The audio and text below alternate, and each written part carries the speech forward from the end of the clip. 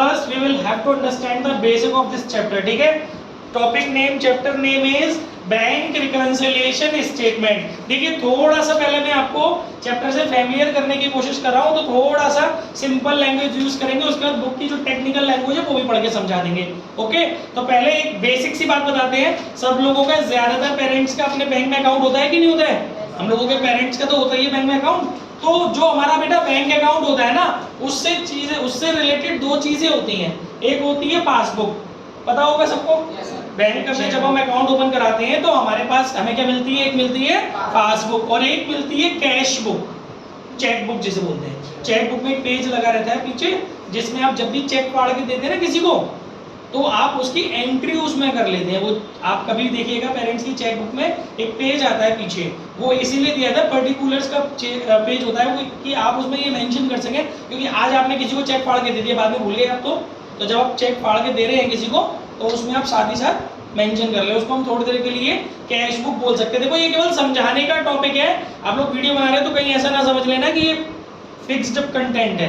ये मैं केवल अपने तरफ से समझाने के लिए एग्जाम्पल दे रहा हूँ. ऐसा कहीं भी नहीं लिखा है कि चेक बुक के पीछे जो पेज है उसे कैश बुक बोलते हैं. समझने और समझाने वाली चीजें हैं.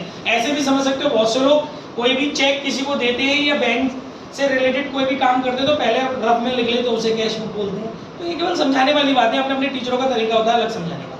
तो टॉपिक इज दैट कि एक हो सकती है कैश बुक और एक हो सकती है पासबुक. बहुत ध्यान से समझना. चैप्टर बहुत अच्छा है, हो सकता है मेरा पैटर्न 2 से 3 दिन में समझ में आए, बट आ गया तो भूलोगे नहीं. तो बच्चों एक बात बताओ, पासबुक में एंट्री कौन कर सकता है? हम जाते हैं बैंक में पासबुक छड़वाने. सुना होगा आपने अपने पेरेंट्स से, पासबुक छड़वाने, हम बैंक में पासबुक छड़वा ले, स्टेटमेंट वगैरह निकलवा ले. तो पासबुक में एंट्री कौन करता है? बैंक करती है. लेकिन कैश बुक में एंट्री कौन करता है? हम यानी कि बिजनेसमैन करता है. तो एक बात बताओ यार, जैसे मान लो मैंने 1 लाख रुपए से बैंक अकाउंट ओपन किया, करेंट अकाउंट, ठीक है. तो अगर मैं 10,000 रुपए बैंक में जमा करने जाऊंगा तो मैं अपनी कैश बुक में यही तो लिख के जाऊंगा कि मैं 10,000 रुपीज डिपॉजिट किए, तो बैंक मेरे खाते में कितने पैसे जमा करेगी? क्या ऐसा होगा कि बैंक 9,000 रुपए जमा करे? या मैं मान लो बैंक से 10,000 रुपए निकालता हूँ तो बैंक मेरे खाते में से कितने रुपए पासबुक में लिखेगी? निकाले. मैं अपनी कैश बुक में कितने लिखूंगा? निकाले. बैंक अपनी पासबुक में कितने लिखेगी? जब भी मैं छड़वाने जाऊंगा बैंक हमारी पासबुक में कितने लिखेगी? तो मतलब इसका कहने का मेरा मतलब ये है कि जो भी महीने भर में या साल भर में जो भी ट्रांजैक्शंस हम बैंक के कनेक्शन में करते हैं, तो बैंक की पासबुक में भी वही एंट्रीज रिकॉर्ड होती है जो कि हमारी कैश बुक में रिकॉर्ड होती है. इतनी बात समझ में आ रही है? तो बच्चों एक बात बताओ, एक पर्टिकुलर टाइम के बाद जो कैश बुक का बैलेंस आना चाहिए, क्या पासबुक का बैलेंस उससे अलग आएगा? नहीं भाई, मैंने बैंक में ऐसे पैसे निकाले, मैंने अपनी कैश बुक में प्लस माइनस किया अपना बैलेंस, तो बैंक में मेरी पासबुक में लिखेगी कि अमित सर ने 5 लाख रुपए में से 10,000 रुपए निकाले. मैंने जमा किए तो बैंक में पासबुक में छड़ाई जमा करे, है ना. मेरे को ब्याज मिला तो मैं लिखूंगा तो बैंक भी लिखेगी. तो कुल मिला के बात है, कुल मिला के कुछ ऐसी है कि जो भी काम होता है, जो भी बिजनेस में ट्रांजैक्शन मतलब बैंक के रेफरेंस में हो रहा है, तो जो कैश बुक में लिखा जाता है वही पासबुक में लिखा जाता है, या फिर जो पासबुक में बैंक में मेंशन करती है वही चीजें कैश बुक में बिजनेसमैन एंट्री करता है. तो at the end of the year cash book और पासबुक दोनों का बैलेंस कैसा आना चाहिए? सेम आना चाहिए, इक्वल आना चाहिए, एक जैसा आना चाहिए. बट कभी कभी ड्यू टू सम रीजंस, कुछ कारणों की वजह से कैश बुक और पासबुक दोनों के बैलेंसेस सेम नहीं आते. हो सकता है कैश बुक में ज्यादा आ जाए या फिर हो सकता है पासबुक में ज्यादा है. तो कुछ कभी कभी कुछ पर्टिकुलर वजहों से कैश बुक और पासबुक का जो बैलेंस है वो सेम नहीं होता, वो डिफरेंट होता है. तो इस ये जो डिफरेंस आ रहा है, इस अंतर के कारण का पता लगाने के लिए जो स्टेटमेंट बनाया जाता है उसी का नाम bank reconciliation statement. It is prepared by businessman. It is prepared for find out the reason of difference. ये डिफरेंस क्यों आ रहा है, इन चीजों को पता लगाने के लिए बिजनेसमैन जो स्टेटमेंट बनाता है वो कौन सा स्टेटमेंट होता है? Bank reconciliation statement. It is prepared by businessman या customer of bank. It is not prepared by bank, ये बैंक नहीं बनाती बल्कि बैंक के ग्राहक कौन है, जो बिजनेसमैन है वो बनाते हैं। Got it? चलिए अब बुक की लैंग्वेज थोड़ी सी पढ़ा देता हूं ताकि आपको टेक्निकल लैंग्वेज भी समझ में आ जाए, फिर चैप्टर की तरफ पढ़ते हैं।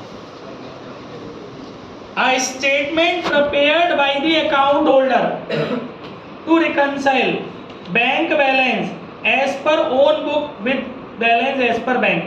Bank reconciliation statement is a statement prepared by the account holder on a particular date to reconcile the bank balance as per cash book with the balance as per bank statement. reconcile माने check करना, देखना कि bank का balance और cash book का balance same है, यानी इस चीज को पता करने के लिए स्टेटमेंट बन रहा है, और अलग है तो क्यों अलग है, ठीक है। और bank passbook showing entries because of which differences between the two balances exist. ये रीजन क्यों होते हैं, अभी मैं उन रीजन के बारे में भी आपसे विस्तार से चर्चा करूंगा। In detail I will explain you कि व्हाट आर द रीजंस जिसकी वजह से कैश बुक और पासबुक के डिफरेंसेस आते हैं, ठीक है। तो अमाउंट्स डिपॉजिटेड, चलो अब ये तो सब रामायण फालतू की सी बातें हैं, ओके। तो गाइस अभी सीधे काम की बात पे आते हैं। इस बुक में थ्योरी सही नहीं लिखी है, डीके में देख लेंगे। नेक्स्ट टॉपिक ये है कि ये तो आपको इतना बात समझ में आ गया कि बैंक रिकॉन्सिलिएशन स्टेटमेंट का मतलब क्या है। बुक्स की मीटिंग बंद कर दो, मन से करा रहा हूं आज क्वेश्चन। देखिए अब हम समझेंगे कि बैंक रिकॉन्सिलिएशन स्टेटमेंट, मैं बैच में से बाहर भगा दूं, कि ये जो बैंक रिकॉन्सिलिएशन स्टेटमेंट है बच्चों, ये 4 तरीकों से बनाया जाता है। There are 4 method to prepare bank reconciliation statement. तो एक एक मेथड को स्टेप बाय स्टेप समझेंगे। मैं पहले ये चारों मेथड के नाम लिख देता हूं, ठीक है। पहले मेथड का नाम है debit balance as per cash book. बंद कर लीजिए। Debit balance as per cash book, पहले मेथड का नाम है debit balance as per cash book, ठीक है। दूसरे मेथड का नाम है credit balance as per passbook. तीसरे मेथड का नाम है, इंटरचेंज कर दो, debit balance as per passbook. चौथे मेथड का नाम है credit balance as per cash. ये 4 मेथड है, ठीक है गाइस। बहुत ध्यान से सुनना, बहुत इंटरेस्टिंग चैप्टर है और बहुत ज्यादा कॉन्सेप्ट्स है। एक दिन में नहीं समझ में आएगा, मैं बार बार बोल रहा हूँ। ऐसे ये नए बच्चे आए, कुछ पुराने बच्चे भी, होपलेस नहीं होना। 2 से 3 दिन के बाद आपका रिदम बनेगा इस चैप्टर को समझने का, ठीक है। तो गाइस ये जो 2 मेथड है, इसमें हम लोग बोलते हैं पैसा हमारा है। बिल्कुल यूनिक मेथड सिखा रहा हूं, जो एक यूनिक ट्रिक सिखा रहा हूं जो बुकों में नहीं है। सॉल्यूशन तो हमारा बुक से मैच करेगा, बट समझने के लिए जो एक ट्रिक मैंने बनाई है ना, जो किसी किताब में नहीं, तो आपको समझना है उसे।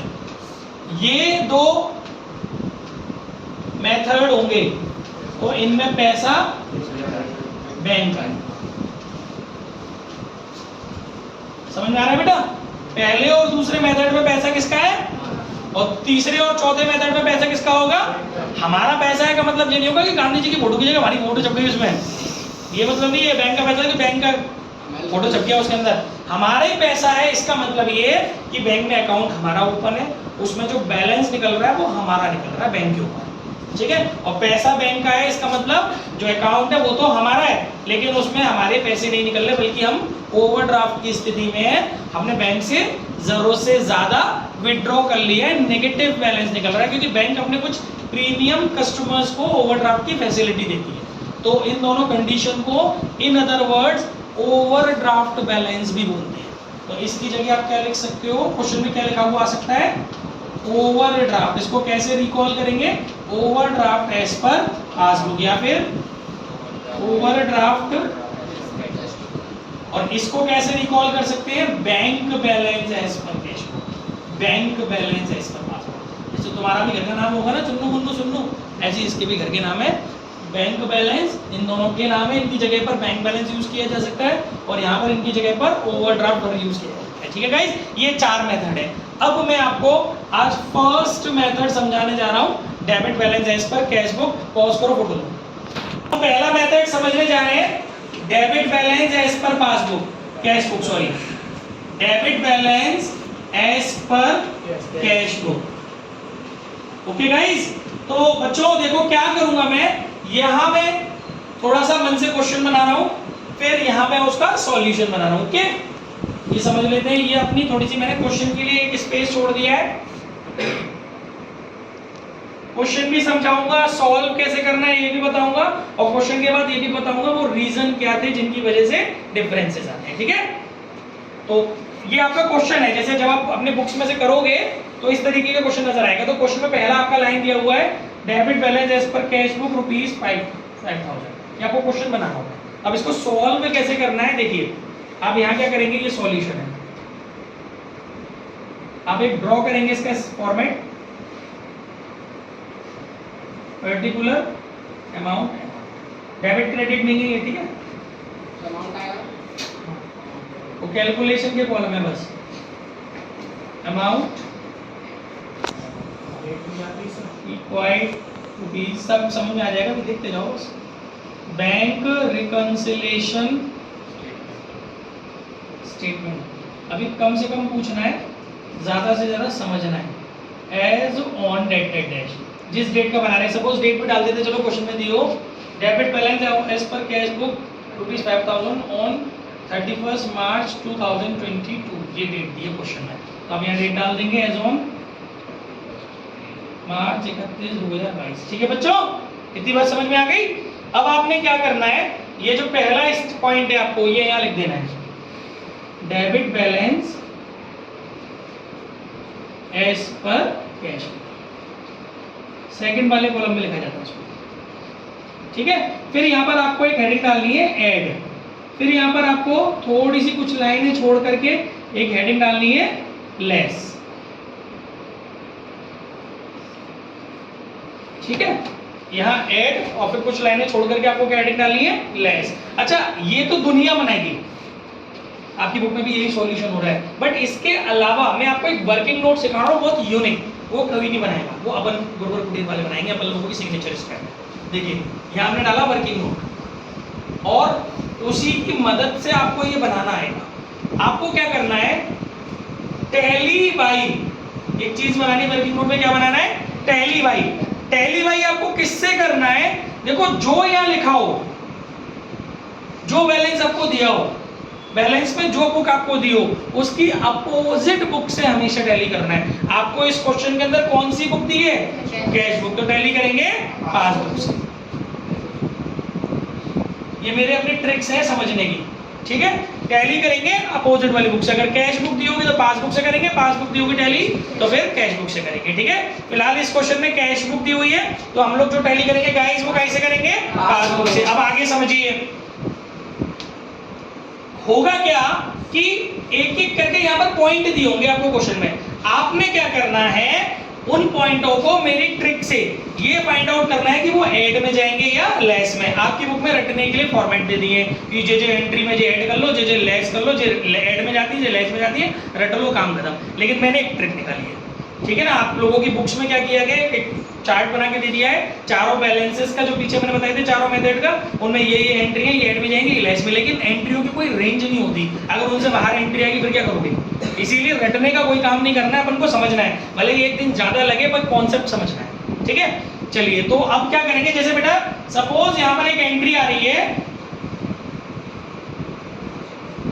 Check issued but not presented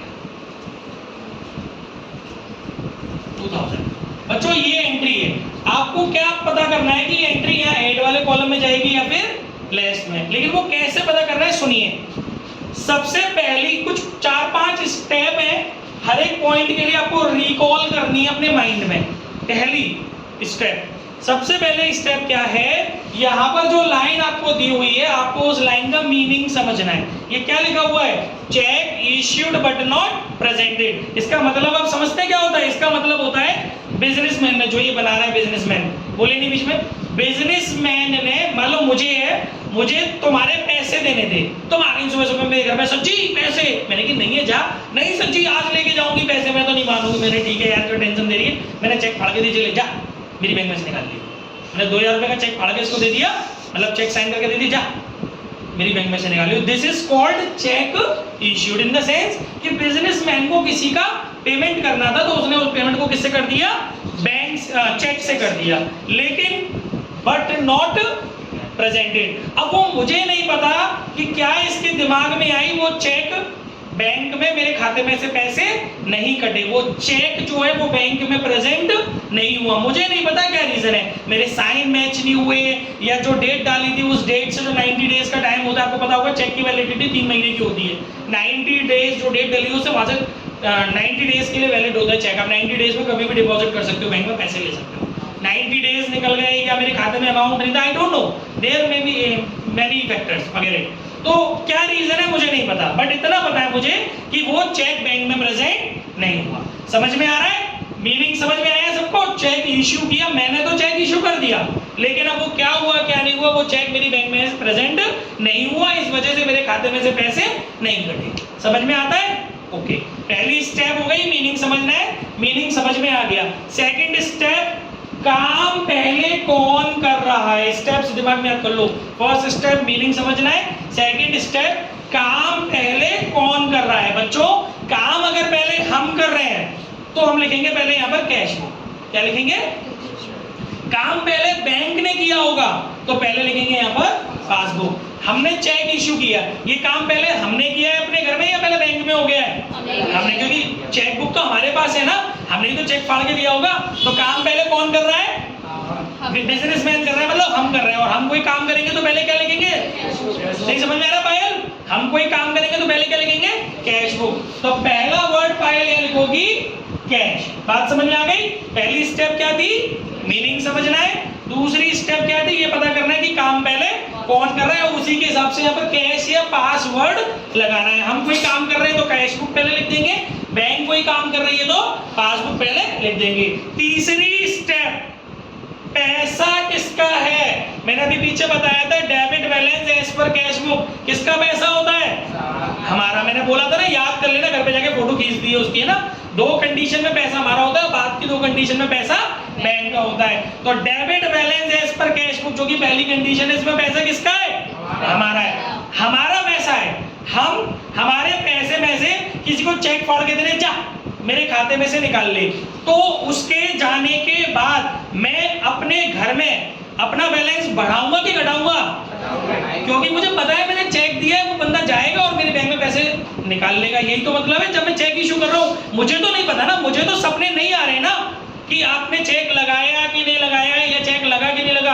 आपके जाते ही मैंने क्या कर ली एक्टिविटी, मैंने अपनी कैश बुक में अपना बैलेंस बढ़ाया होगा कि घटाया होगा? घटाया होगा। Got it? तो घटाया तो साइन लगा देंगे वहां पर माइनस का। धीरे धीरे समझ में आएगा, 2 दिन हेक्टिक लगेगा, ये क्या लफड़ा कराने से, हमारे सर ने बहुत इजी तरीके से समझाया, but believe me, trust me, तीसरे दिन आप खुद करने लगोगे।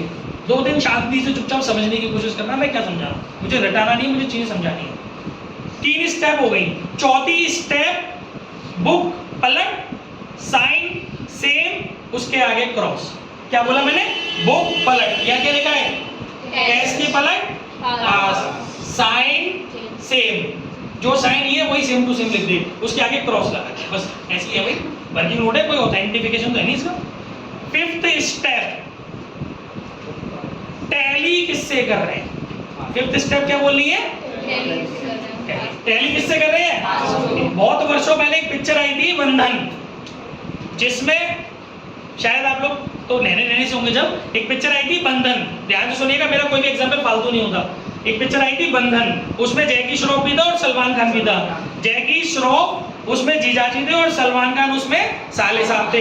तो पूरी पिक्चर में साले साहब यानी सलमान खान ने एक डायलॉग बोला था, जो जीजाजी बोलेंगे वो मैं करूंगा। तो वही डायलॉग आपको यहाँ बोलना है कि जो जीजाजी तो नहीं, जो पासबुक बोलेगी, क्योंकि अभी आप टैली किससे कर रहे हो, तो जो पासबुक बोलेगी वो आपको करना है। अब देख इसमें पासबुक क्या बोलेगी, पासबुक क्या बोल रही है? माइनस मत कर। पासबुक क्या बोल रही है? माइनस मत कर। तो माइनस मत कर तो क्या कर? प्लस कर। भाई या तो माइनस कर या प्लस कर। पासबुक क्या बोल रही है? माइनस मत करो, यानी कि क्या करो? प्लस। तो वो एंट्री कहाँ जाएगी? हेड। ये लाइन उठा के पूरी एज इट इज हेड में डाल, आएगा धीरे धीरे समझ में। और वीडियो बनाई थी, घर पे 50 बार देख सकते हो। Check issued but not presented, और सारे अमाउंट इस वाले कॉलम में लिखने हैं। अब ये ऐसे मत समझना कि ये ऐड और लेस के कॉलम है, नो, सारे अमाउंट इसी कॉलम में लेके जाएंगे। वो स्पेशल एक्टिविटीज के लिए कॉलम बनाया मैंने, ठीक है। मैं फिर से रिपीट कर रहा हूँ, लास्ट स्टेप बच्चों, जब आपको ये एंट्री कहाँ डालनी है, 5 स्टेप आपको बार बार बोलनी है। पहली स्टेप मीनिंग समझना है, लाइन का मीनिंग समझ में आ गया कि सर हमने चेक इशू किया पर वो चेक बैंक में प्रेजेंट नहीं हुआ। दूसरी स्टेप, काम पहले कौन कर रहा है, चेक इशू किया तो काम पहले हम कर रहे हैं। हम पहले कोई काम करेंगे तो यहाँ पे पहला शब्द आएगा कैश। अगर किसी एक्टिविटी को पढ़ के ऐसा लगेगा कि अरे यार ये काम तो पहले बैंक में हुआ है, तो पहला शब्द आएगा पास। फिलहाल इसमें काम पहले हम कर रहे हैं तो हमने लगाया कैश। तीसरी स्टेप हमें अपने आप से पूछना है पैसा किसका है, डेबिट बैलेंस है इस पर कैश बुक, ये वाला पैसा नहीं, डेबिट बैलेंस है इस पर कैश बुक, तो हमारा बैलेंस है, हमारा पैसा है तो हम अपने पैसे में से किसी को चेक इशू करें, जा निकालने खाते में से, तो बैलेंस बढ़ेगा हमारे घर में कि घटेगा, घटेगा, तो साइन लगा दिया हमने माइनस का। चौथी स्टेप, बुक पलट, साइन सेम रख, आगे क्रॉस मार। पांचवी स्टेप, टैली किससे कर रहे हैं, जो जीजाजी बोलेंगे वो तुम्हें करना है। टैली किससे कर रहे हो, पासबुक से। पहले बता दी मैंने पासबुक कहां से आया था, जो यहाँ दिया था उसका अपोजिट से टैली शुरू में बता दिया था। तो पासबुक जो बोलेगी, अब पासबुक की बात मानी, चाहे वो सही बोले चाहे वो गलत बोले, क्योंकि जीजाजी का तो कोई अपोज करता नहीं, ठीक है। तो पासबुक कह रही माइनस मत कर, तो क्या कर, प्लस कर, ठीक है। अब नेक्स्ट एंट्री पूरे इसी सिनेरियो से फिर समझेंगे नेक्स्ट एंट्री को। सेकंड एंट्री क्या होगी, सपोज आपको क्वेश्चन में दिया हुआ है check deposited into bank, check deposited into bank but not collected, आपको ये दिया हुआ है, ठीक है। अब आपको इसी ट्रिक से ये पता करना है कि एंट्री हेड में जाएगी या लेस में। वही फिर से 5 स्टेप बार बार रिपीट करनी है। पहली स्टेप मीनिंग समझना है, भैया हमने चेक डिपॉजिट किया है, मान लो मुझे ऋषभ से पैसे लेने थे, ऋषभ ने मुझे चेक दे दिया, हम अपना चेक थोड़ी बैंक में डिपॉजिट करते हैं, हमें किसी से पेमेंट लेना होगा, पेमेंट में हमारे पास कहीं से चेक आया होगा बेटा, हमने उस चेक को जाके अपनी बैंक में डिपॉजिट कर दिया। समझ में आ रहा है, हमने किसी से चेक लिया और उस चेक को उठा के अपनी बैंक में हमने डिपॉजिट कर दिया, लेकिन अब वो हमें नहीं पता क्या वजह रही, 3 दिन बाद जब वो चेक क्लियर होता है तो हमारे खाते में पैसे नहीं आए, बट नॉट कलेक्टेड। समझ में आ रहा है, हमने तो चेक डिपॉजिट कर दिया लेकिन वो चेक बैंक में हमारे खाते में पैसे नहीं आए। मीनिंग समझ में आ गया सबको, कोई दिक्कत। सेकंड स्टेप क्या थी, काम पहले कौन कर रहा है, हमने चेक बैंक में डिपॉजिट किया, पहले बैंक में हुआ ये काम कि पहले हमारे घर में हुआ होगा, हमारे घर में, क्योंकि जब हम जाएंगे तो हम अपने घर में लिख के ही तो जाएंगे, पहले लिख पीछे दे, भूल बड़े कागज से ले, ये अकाउंट्स का रूल होता है मालूम है ना, ये एक प्रोवर्ब होती है अकाउंटेंसी की, पहले लिख पीछे दे, भूल बड़े कागज से ले, मतलब कि कोई भी काम आप कर रहे हो तो उसको पहले रिकॉर्ड करके जाओ। जब आप बैंक में चेक जमा करने जा रहे हो तो डेफिनेटली आप अपने घर में लिख के जाओगे कि मैं पैसे जमा करने जा रहा हूँ तो मेरे खाते में इतने पैसे बढ़ जाएंगे, क्योंकि आपको थोड़ी सपने आ रही थी कि क्या होने वाला है, ठीक है। तो गाइस काम पहले किसने किया इसमें, हमने, मतलब बिजनेसमैन ने। तो हम कोई काम करते तो पहले पासबुक लिखते हैं ना, कैश बुक जगह रो कूट दूंगा, हम पहले कोई काम करते तो क्या लिखते हैं, कैश बुक। तीसरी स्टेप, कुमारी जी समझ में आ रहा है थोड़ा थोड़ा, तीसरी स्टेप, पैसा किसका है, ये वाला कि ये वाला, हमेशा बैलेंस की बात होती है, ये वाला debit balance as per cash book, मैंने शुरू में बताया ये पैसा किसका होता है, हमारा पैसा होता है। तो पैसा किसका है, हमारा पैसा है, और हमें पता है कि बैंक में हमारे पैसे जमा है और हम उसमें और पैसे हमने और चेक जमा करने जा रहे हैं, तो जाने से पहले हम अपना बैलेंस बढ़ा के जाएंगे कैश बुक में कि घटा के जाएंगे, प्लस करके जाएंगे। समझ में आ गया। चौथी स्टेप, बुक पलट, कैश का पलट, साइन वही रख, आगे मार, क्रॉस रूल है। पांचवी स्टेप, जो जीजा जी बोलेंगे वो तुम्हें करना है। जीजा जी कौन है, पासबुक, पासबुक क्या बोल रही है, प्लस मत कर, तो क्या कर, माइनस, तो एंट्री ठुकेगी माइनस में, ऐसी होगा। कितनी भी कठिन एंट्री होगी ना, कितनी भी कठिन एंट्री, अभी तो ये बहुत सिंपल चीजें, कॉम्प्लेक्स चीजें जब आएंगी ना तब आपको मजा आएगा करने में, और वो फिर वहां समझने में दिक्कत होती है। ये ट्रिक मैंने बहुत जुगाड़ से निकाली है, किसी भी किताब में नहीं मिल रही है, ये सेल्फ मेड ट्रिक है, ठीक है। Check deposited into bank but not collected, amount कितना आ रहा है, 3000, सारी चीजें इसी कॉलम में रहेंगी, ठीक है। इसके बाद नेक्स्ट क्या है गाइस, नेक्स्ट पॉइंट आपको दिया हुआ है डायरेक्ट डिपॉजिटेड, ये सब क्वेश्चन आपको देखने को मिलेगा आपकी बुक में, अभी मन से करा रहा हूं major points. Direct deposited by a customer, आपको क्वेश्चन में दिया हुआ है direct deposited by a customer. Again guys we have to follow 5 point. First is meaning समझना है। Direct deposited by a customer, भैया देखो मैं हूं बिजनेसमैन, मेरा अकाउंट नंबर सबको पता होगा कि नहीं पता होगा? मान लो तुम सब मेरी ग्राहक हो, बिजनेसमैन के भी तो ग्राहक होते हैं कि नहीं होते हैं? मान लो मैं बिजनेसमैन हूं तो मेरा बैंक में अकाउंट है, वो अच्छी बात है, लेकिन तुम सब मेरे कौन हो? कस्टमर हो। क्यों? तो तुम लोगों को मेरा अकाउंट नंबर पता होगा कि नहीं होगा? होगा। मेरा अकाउंट नंबर पता होने से तुम उसमें से पैसे निकाल नहीं सकते हो, बल्कि उसमें पैसे जमा कर सकते हो। मान लो ये दिल्ली में रहता है, वो मुंबई में रहता है, वो चेन्नई में रहता है, वो हाथरस में रहता है। अब ये रोज तो आएंगे नहीं मुझे पैसे देने, माल मैं यहाँ पे रेलवे से भेजता हूँ सपोज, और पैसा मैं इनसे अपने खाते में मंगा लेता हूँ। इस वजह से बिजनेसमैन का जो अकाउंट नंबर होता है, बैंक अकाउंट नंबर होता है, वो सभी को पता रहता है, उसकी पार्टीज को, उसके कस्टमर को। तो topic is that direct deposited by a customer. मान लो ये चेन्नई से कस्टमर है मेरी, है ना, इसने मुझे फोन नहीं किया कि सज्जी मैं आपके खाते में 1 लाख रुपए लगा रही हूँ, ऐसा इसने मुझे नहीं बताया, डायरेक्ट इसने मेरी बैंक में जाकर के पैसे जमा कर दिए। मीनिंग समझ में आ गया कि नहीं आ गया? Direct deposited by a customer. Businessman के बैंक अकाउंट में उसके किसी कस्टमर ने बिना बिजनेसमैन को इन्फॉर्म किए डायरेक्टली उसके बैंक अकाउंट में पैसे जमा कर दिए। सबकी समझ में आ गया मीनिंग? हाँ भाई। सेकंड स्टेप, काम पहले कहाँ हुआ है, ये कौन कर रहा है? ये काम पहले बिजनेसमैन के घर में हुआ है कि बैंक में हुआ है? बैंक में। बैंक कोई काम करती है तो पहले कैश बुक लिखते हैं ना, बस ऐसी जगह रहना। तीसरा वर्ड यहाँ लिखेंगे पास, इसी जुगाड़ से होंगे सारे सब सॉल्व। ओके, फिर चौथी स्टेप, नहीं तीसरी स्टेप, ये तो दूसरी थी ना, तीसरी स्टेप पैसा किसका है? ये पैसा किसका है? मैं बार बार कह रहा हूँ, इनको मत सोचना इसकी बात हो रही है, ठीक है? अभी तुम लोग सब शांत रहना। बेटा पैसा किसका है? ये हमारा पैसा है। हमारे पैसे में कोई डायरेक्ट डिपॉजिट कर रहा है, तो बेटा बैंक ने, हमने तो नहीं, क्योंकि पहले काम बैंक में हुआ है, बैंक ने हमारा बैलेंस बढ़ाया होगा बेटा कि घटाया होगा? बढ़ाया होगा। बढ़ाया होगा तो क्या किया होगा? प्लस किया होगा। चौथी स्टेप कुमारी जी, बुक पलट, साइन सेम, उसके आगे क्रॉस।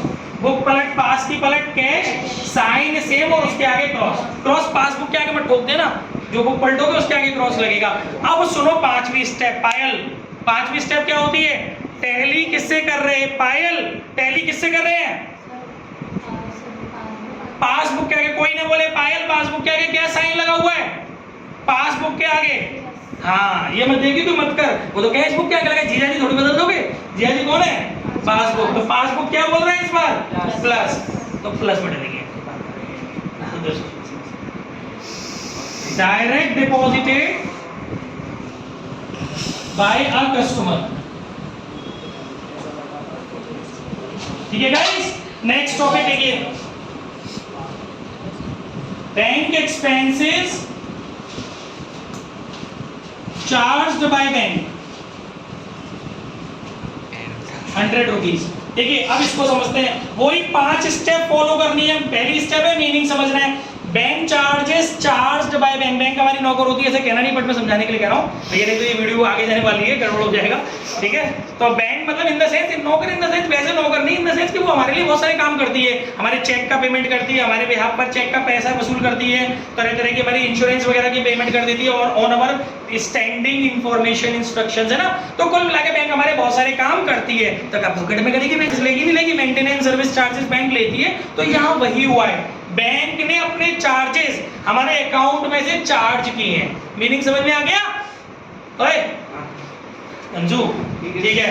दूसरी स्टेप, काम पहले कौन कर रहा है? ये काम पहले हमने कराया बैंक में जाके कि बैंक ने कराया? बैंक चार्जेस बैंक अपना करेगी, चार्जेस हमारे खाते में से काटेगी ना। तो पहला वर्ड क्या आएगा? अच्छा, तीसरी स्टेप, पैसा किसका है? ये वाला नहीं, क्यों? Debit balance as per cash book, हमारा पैसा होता, तो पैसा किसका है? हमारा। हमारे पैसे में बैंक अपना बैंक चार्जेस ले रही है, तो हमारा बैलेंस बढ़ा रही होगी बैंक, की घटा रही होगी? घटा रही होगी। चौथी स्टेप, बुक पलट, साइन सेम, आगे क्रॉस। पांचवी स्टेप, टैली किससे कर रहे हैं? पासबुक क्या कह रहा है? मयंक पासबुक क्या बोल रहे हैं? हाँ, तो गठरिया है, तो गठरिया डाल दे, गठरिया। Bank charges charged by bank 100 rupees. एक और बता देता हूँ, बस सफिशिएंट है कि कॉन्सेप्ट समझाना था मुझे। तो एक पॉइंट और ले लेते हैं, इंटरेस्ट, क्योंकि मेनली ये काम होते हैं बैंक में ज्यादातर। इंटरेस्ट पेड बाय बैंक ठीक है, वही 5 स्टेप। पहली स्टेप मीनिंग समझना है, भैया बैंक ने हमको इंटरेस्ट दी है। क्यों दी है? क्योंकि ये पैसा किसका है? हमारा पैसा, तो बैंक डेफिनेटली हमको ब्याज देगी, है ना। तो मीनिंग समझ में आ गया कि बैंक ने हमारे खाते में इंटरेस्ट डाल दी है, ओके, क्योंकि हमारा बैंक में पैसा जमा है तो डेफिनेटली हमें हमारे पैसे पे इंटरेस्ट मिलेगी। रिया समझ में आ रहा है? अब तुम्हारी बारी, तुमसे पूछा जाएगा। ओके, दूसरी स्टेप रिया, काम पहले कौन कर रहा है? कौन कर रहा है पहले ये काम? रिया, इंटरेस्ट किसको मिली है? बैंक में मिली है, हमारे खाते में। तो काम पहले किसने किया है?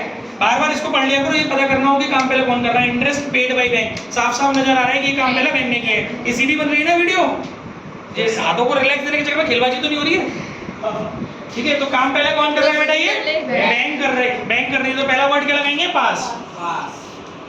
तीसरी स्टेप, पैसा किसका है? ये हमारा पैसा है। हमारे पैसे पे बैंक हमें ब्याज देगी कि हमसे लेगी? देगी। तो कितने घर देने आएगी? खाते में जोड़ देगी, ठीक है। पासबुक में क्या करेगी बैंक? प्लस करेगी। चौथी स्टेप, बुक पलट, साइन से आगे करो। पहली किससे कर रहे हैं? पासबुक क्या बोल रही है? पासबुक क्या बोल रही है? प्लस। प्लस करो, एंटी ठोक दो प्लस में। Interest paid by bank.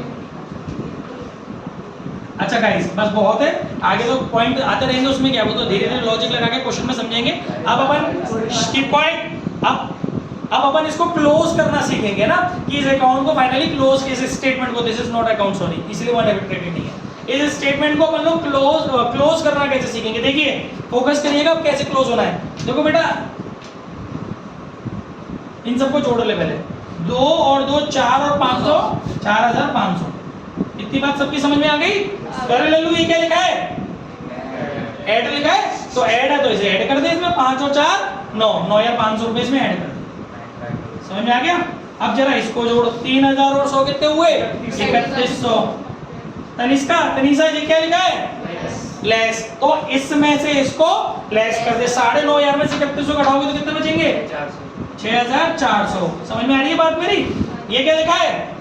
Debit. Debit का उल्टा आगे क्या लिखा है? कैश। बैलेंस। एस पर कैश का उल्टा पासबुक। खत्म कहानी, ये आंसर। डेबिट बैलेंस एस पर कैश बुक अगर आंसर है, क्वेश्चन में दिया है तो आंसर आ रहा होगा क्रेडिट बैलेंस एस पर पासबुक।